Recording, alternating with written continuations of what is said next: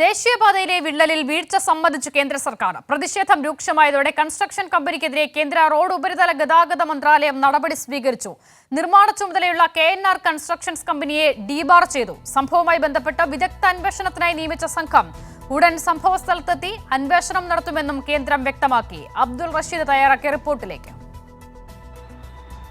അശ്വത, മലപ്പുറം ജില്ലയിലെ കൂരിയാടിലും തൃശ്ശൂരിലെ ചവറ മേഖലയിലും കണ്ണൂരിലെ വിവിധ മേഖലകളിലും ഉണ്ടായിട്ടുള്ള ദേശീയപാതയിലെ വിള്ളൽ സമ്മതിക്കുകയാണ് ഇപ്പോൾ കേന്ദ്ര സർക്കാർ. കഴിഞ്ഞ ദിവസം ഈ മേഖലയിൽ ഒക്കെ തന്നെയും രണ്ടംഗ സമിതിയുടെ നേതൃത്വത്തിൽ അന്വേഷണം നടന്നിരുന്നു. ഈ ഒരു അന്വേഷണ സമിതിയുടെ റിപ്പോർട്ടിൻ്റെ പശ്ചാത്തലത്തിലാണ് ഇപ്പോൾ കേന്ദ്ര സർക്കാർ ഇതുമായി ബന്ധപ്പെട്ട വീഴ്ച സമ്മതിക്കുന്നത്. കൃത്യമായി പ്രകൃതി ആഘാത പഠനവും അതോടൊപ്പം ഈ മേഖലയിൽ ഉണ്ടായിട്ടുള്ള വീഴ്ചയും സംബന്ധിച്ച ഒരു പഠന റിപ്പോർട്ടാണ് ഈ സമിതി സമർപ്പിക്കുകയും ചെയ്തിട്ടുള്ളത്. എന്തായാലും ദേശീയപാതയിൽ ഉണ്ടായിട്ടുള്ള വിള്ളലിനെ തുടർന്ന് രൂക്ഷമായിട്ടുള്ള വിമർശനം കേന്ദ്ര സർക്കാരിന് എതിരെ ഉയരുന്ന ഒരു സാഹചര്യം ഉണ്ടായിരുന്നു. അതേസമയം സംസ്ഥാനത്തിനകത്തെ പ്രതിപക്ഷ പാർട്ടികളും മറ്റ് BJP നേതാക്കളൊക്കെ തന്നെയും അത് സംസ്ഥാന സർക്കാരിൻ്റെ തലക്കുമേൽ വെച്ചുകെട്ടാനുള്ള ഒരു നീക്കമുണ്ടായിരുന്നു. എന്നാൽ ആ നീക്കം കൂടി ഇപ്പോൾ പൊളിഞ്ഞിരിക്കുകയാണ്. പൂർണ്ണമായിട്ടും ദേശീയപാത അതോറിറ്റിക്കും അതോടൊപ്പം കൺസ്ട്രക്ഷൻ കമ്പനിയായിട്ടുള്ള KNR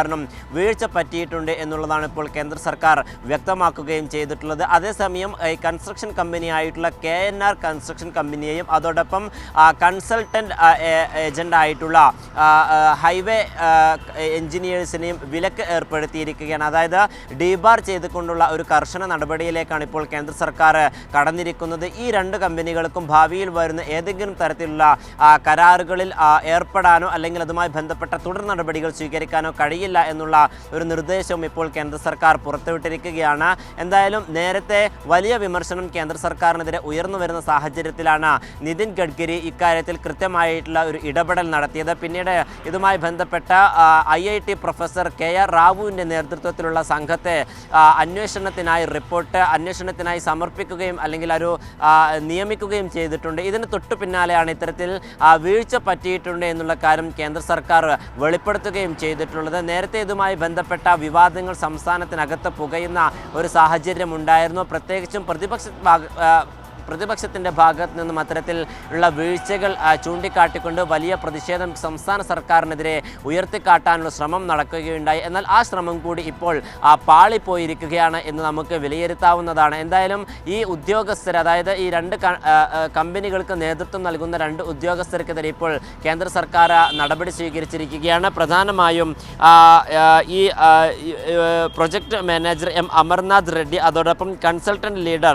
രാജ് കുമാറിനെയും കേന്ദ്ര സർക്കാർ സസ്പെൻഡ് ചെയ്തുകൊണ്ടുള്ള ഒരു നടപടിയിലേക്ക് കടക്കുകയും ചെയ്തിട്ടുണ്ട്. അതോടൊപ്പം KR റാവുവിൻ്റെ നേതൃത്വത്തിലുള്ള സംഘം നാളെ തന്നെ ഈ മേഖലയിൽ എത്തിയേക്കുമെന്നുള്ള സൂചനയാണ് ഇപ്പോൾ നമുക്ക് ലഭ്യമാകുന്നത്. ഈ സംഘത്തിനോട് എത്രയും പെട്ടെന്ന് ഈ സംഭവ സ്ഥലത്തെത്തി അന്വേഷണം നടത്താനും അതോടൊപ്പം റിപ്പോർട്ട് സമർപ്പിക്കാനും കേന്ദ്ര സർക്കാർ നിർദ്ദേശം നൽകുകയും ചെയ്തിട്ടുണ്ട്. അതേസമയം ഈ മേഖലയിൽ, അതായത് മലപ്പുറം ജില്ലയിൽ 95% ദേശീയപാത 66ൻ്റെ പണി പൂർത്തീകരിച്ചിട്ടുള്ളത്. ഈ മേഖലയിൽ പുനഃപ്രവർത്തനങ്ങൾ എങ്ങനെ കൊണ്ടുപോകണം എന്നതുമായി ബന്ധപ്പെട്ട ഒരു വ്യക്തത കേന്ദ്ര സർക്കാർ ഇതുവരെയും പുറത്തുവിട്ടിട്ടില്ല. അതായത് KNR കൺസ്ട്രക്ഷൻ കമ്പനിയെ ഡീബാർ ചെയ്യുകയും മറ്റു കമ്പനിക്ക് വിലക്ക് ഏർപ്പെടുത്തുകയും ചെയ്തെങ്കിൽ പോലും തുടർ നടപടികൾ എങ്ങനെ മുന്നോട്ട് കൊണ്ടുപോകണം എന്നുള്ള ഒരു വലിയ ചോദ്യചിഹ്നം ഇപ്പോൾ കേന്ദ്ര സർക്കാരിൻ്റെ ഭാഗത്ത് അല്ലെങ്കിൽ കേന്ദ്ര സർക്കാരിന് മുന്നിൽ നിലനിൽക്കുകയാണ്. പ്രത്യേകിച്ചും ദേശീയപാത അതോറിറ്റിക്ക് തന്നെ ഇത്തരത്തിൽ പ്രകൃതി ആഘാത പഠനത്തിലടക്കം വീഴ്ച സംഭവിച്ചിട്ടുണ്ട് എന്നുള്ള